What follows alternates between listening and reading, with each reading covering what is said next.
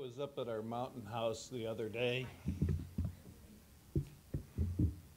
Better. I was up at our mountain house the other day, and I woke up in the middle of the night and saw the stars out. So I went out onto the deck to go and see the twinkling stars. I could see the Big Dipper, Orion's Belt, the Milky Way, billions of other stars. It was so exquisite. I went and watched for a long time until the dawn began to break with the golden hues coming in. And I noticed as it got louder that I couldn't see the stars anymore. The light that illuminates my path, enabling me to better see my way, also obscured a different reality. Are the stars there if I can't see them? I then climbed into my car and was driving down to the lake, drove by and looked out the window and saw cottages nestled in the pine trees, wood piles close by, and then I put on my polarized sunglasses. Now I saw the same scene, but with a difference. Now there's blotches in the window, blocking my view. What's going on?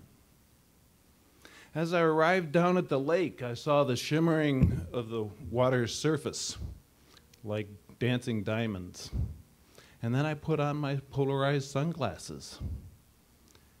The dancing diamonds disappeared, and now I could see through the surface into a different reality. Now I could see the rocks below. Which is real? Are the rocks there if I can't see them? Are the stars there if I can't see them? Are the windows have blotches in them if I normally have them hidden from view? Reality is not based on our perception. Our conflict is not based on reality. It's based on our interpretations of that reality. Just as strongly held beliefs get obscured when we hold them and don't look at other perceptions of what's going on. Is my partner right or wrong when I don't see their point of view? What's going on? It's all about perception. We see things in a different way. Conflict is based on an interpretation of reality, not the actual behavior. We filter information differently coming from our spouse than a casual acquaintance. We filter information differently coming from our parents than our children. We filter information differently coming from a competitor than a good friend. What's going on? Experience, age, gender, our interests modify what we pay attention to and how we influence the behavior, just as polarized sunglasses modify how we interpret behavior. Unfortunately, we tend to go and take a look at it as if other people's reality is the same as our own. We take a look at it as if they're seeing the filters the same as we do. But when I go fishing, I don't put candy bars on the fishing lure or whole grain granola bars. I don't offer the fish a beer or a glass of wine. I don't offer it a candlelight dinner for two. Instead, I look at what are the fish interested in? What might motivate them? Perhaps a copper john or a nymph. If I'm not sure, I might look around for insects that are around in the area to see what they might bite on. I try to take a look at what might be of interest to them. I recently had a situation where my son was in the hospital, and the insurance company said, we're not going to pay for him to stay in the hospital anymore. He needs to leave today. Obviously, I was not too pleased with that decision. I wanted to call them up and random rave and give them a piece of my mind. But I thought, being the conflict whisperer, that probably wouldn't be a very good idea. So instead I called them up and calmly asked, what is the rationale for this? What's behind it?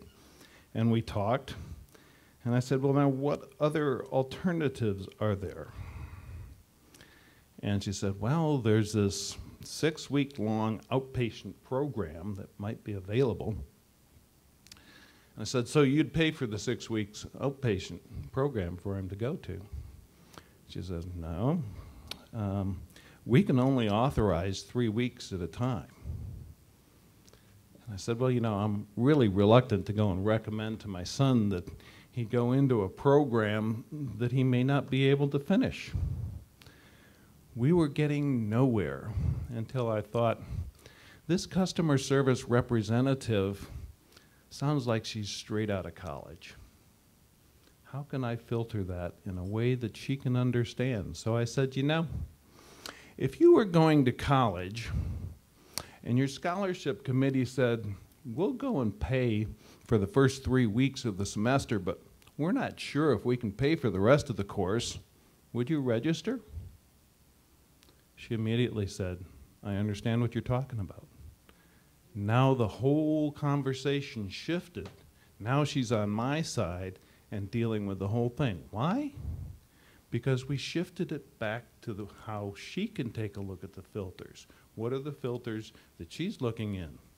It's making the same points, just in a little different way. Unfortunately,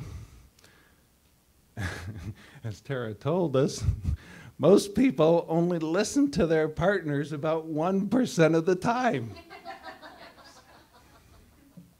What do they do instead? You heard.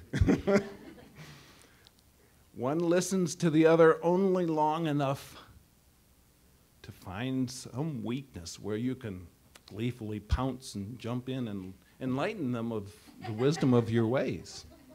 And they listen to you only long enough to go and find a weakness and speak to you. However, to do that, they have to speak louder because you couldn't hear what they had to say. So it escalates, and we got a spiral where it gets louder and louder. Not only do we do that, but we tend to pay attention to information that confirms our own viewpoint and discount information that isn't.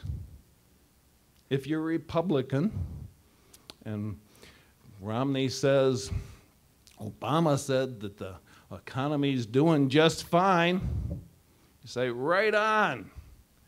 If you're Democrat, you say he took that out of context, and that wasn't what he meant at all. Not only do we pay attention to what confirms our own position, we also interpret our own intentions much more kindly than those of others.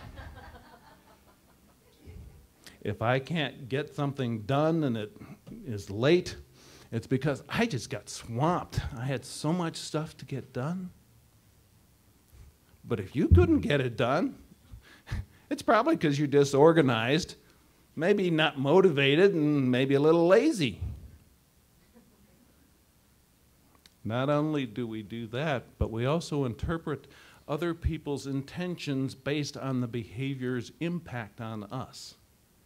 If I get angry because of what you said, it's because you intended to make me angry. If I feel humiliated, it's because you intended to humiliate me.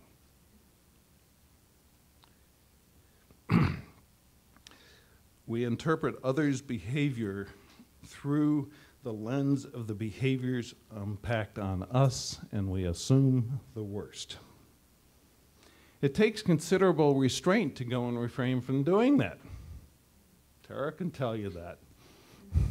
How do you not count to 30, or how do you count to 30 and wait and do that when you've probably got some very good comments to go and enlighten them about during that period of time? When that happens, I try to think of the fly fishing analogy. With fly fishing, you don't cast forward first. The first movement is backward, away from your partner. And your cast is going to be far more accurate, far more persuasive if you go backward and understand their interests first and then follow through and make your own point. It takes both. You can't just go back and then not make your own point. You have to follow through, but you address it in terms of their own perceptions and their own interests. When my son was in his teens, there was a time when I wanted him to mow the lawn. For some reason, mowing the lawn wasn't on the top of his priority list. It wasn't even in the top 10. I don't understand it. So I talked to him, and I wanted to teach him responsibility, right? Well, so what do? I try to think about what would a teenager be interested in. Well, just under girls was the idea of being in control of his life. So how do you give a teenager control of their life while at the same time having your own needs met? By giving choices. So I told him, okay, you can mow the lawn anytime you want to, as long as it's done by sundown on Saturday.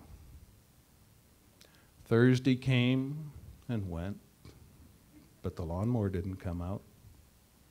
Friday came. Now I'm wrapping my tongue with gauze from trying to keep from biting it so much. Saturday comes, and just about the time I'm going to get the floodlights out to light up the lawn,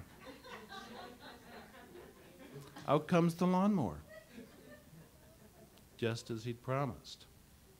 I filtered it through his needs. At the same time, I got the needs that I needed done met. So I'm encouraging you today to consider other people's needs and their interests and try to filter yours through their own lenses and how are they taking a look at it. And as you leave today, look up at the sky. Do you see the stars? Thank you.